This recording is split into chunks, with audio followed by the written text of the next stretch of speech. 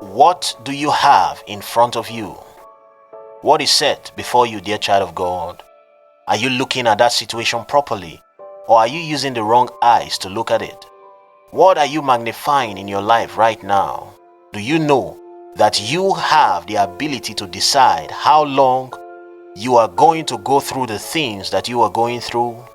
You, my friend, have the ability to decide what will happen in your life. That may sound like it is completely wrong as compared to what you know about God and everything that He has told us in the Bible, but today we are going to be exposing and uncovering what the Bible actually says about this. God, my friend, gives you the ability to choose your experience. He never forces situations on you. Whatever you choose to focus on or magnify determines your experience. Whatever you choose to set your eyes on and focus, whatever you pay the most attention to, is what you will experience. What, my friend, are you paying attention to right now? What are you giving your focus and your energies to? Wherever you place your focus is where your energies begin to go. It is where your faith and hope begins to flow. It is where your strength flows. So, what is before you? What have you set in front of you? What have you decided to magnify and enlarge? In fact, in Jeremiah, the first chapter, God asked Jeremiah a very important question which He is asking you also today. Let's take a look at what He says. He comes to Jeremiah and He asks him, in Jeremiah 1 verse 11, "And the word of the Lord came to me asking, Jeremiah, what do you see?" Now, why is He asking him this question? Doesn't God know what He has shown Jeremiah? Isn't He the one who is giving Jeremiah the vision this very moment? Why then would He be asking what he is seeing? But God knows that just because He has placed something before you doesn't necessarily mean that you are going to see it and interpret it as it really is. What you see is dependent on what you are focused on. How you interpret what you see is determined by where your focus is. What you set your eyes upon controls your life. Why is this important?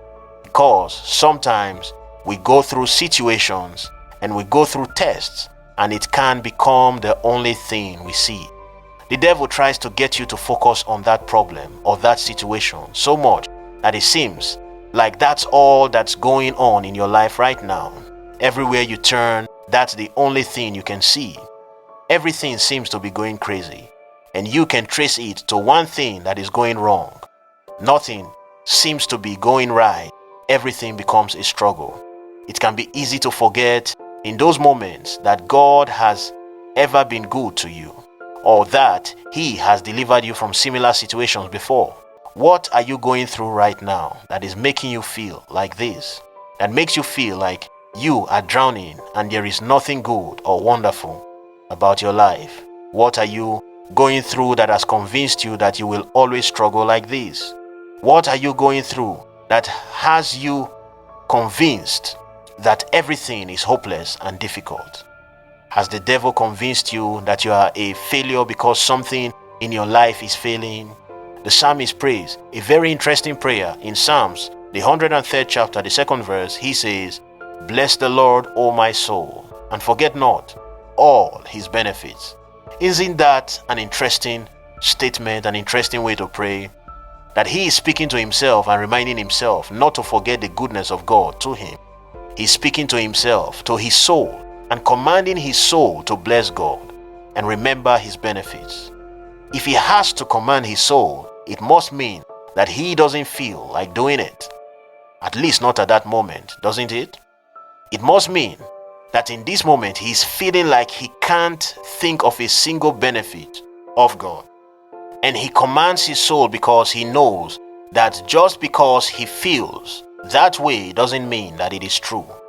He knows that if he allows the devil to lead him down the path of focusing on how he feels right now, he will find no reason to bless God. He won't be able to see the benefits of God, and yet it doesn't mean that God has not been blessing him. When things are going wrong in your life, it can be difficult to see anything good. It quickly becomes a struggle to see all the other ways that God is working in your life and all his other blessings. If you are not careful, you can focus so much on what you don't want. You can focus much on the problems that you don't give God an opportunity to even change them. Where you put your focus, my friend, your faith will go. If you focus on the things that are going wrong all the time, you will not have the faith to trust God for something different. God is asking you today, what do you see? Do you see only the problem, or do you see that God is able to work all things for your good, even from that problem that doesn't seem like anything good can come out from them? Do you see the palace from the prison like Joseph did? Or is the only thing you can focus on the fact that you are in prison? Are you focusing on the fact that this is a phase that will soon pass? Or are you thinking that you will die there? Are you looking at that situation with the eyes of faith? Are you saying that your God is more strong and more than capable to meet all of your needs? Or are you focusing on what you don't have? Your focus, my friend, determines your attitude. Imagine if Joseph had decided to focus on what he had lost when he was sold into slavery, or even when he was unfairly accused by Potiphar's wife, or when he was in prison. If he had focused and kept thinking night and day of all these things, can you imagine that he would have been thankful to God at all? Can you imagine that he would have told the king's wine taster to remember him when he was restored to the palace? What would have been the point if he was focused on the fact that he was probably going to die there in prison? God, my friend, is coming to you today and is saying to you to lift up your eyes. What do you see today? Whatever you look for, you will find. If you look for God's goodness, even in the midst of that situation, you will see it. And the more you look for and focus on the goodness of God, the more of it you will experience in your life. If you look for and focus on the faithfulness of God in your life right now, you will surely see it and experience it. In fact, the more you focus on it, the more you will experience it. If you choose to count whatever happens as an opportunity, yes, my friend, even that failure, you will begin to see the doors that God will open for you through what other people would call failures. Am I saying that it will be easy? Definitely not. But like the psalmist, you, my friend, must command your soul. You must command your focus.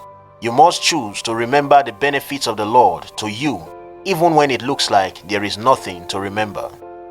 You must remind yourself of God's power and delivering grace, even when it looks like there is no way out of that situation.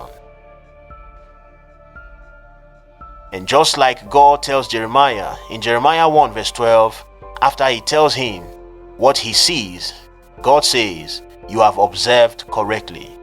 You too, my friend, will begin to see correctly, and God will hasten his word to perform it in your life in the name of Jesus. I pray for you that your focus would be on God, that your focus would be on the good things that God is trying to show you, even in the midst of the challenges that you are facing. As you change your focus, your life will begin to change. God bless you.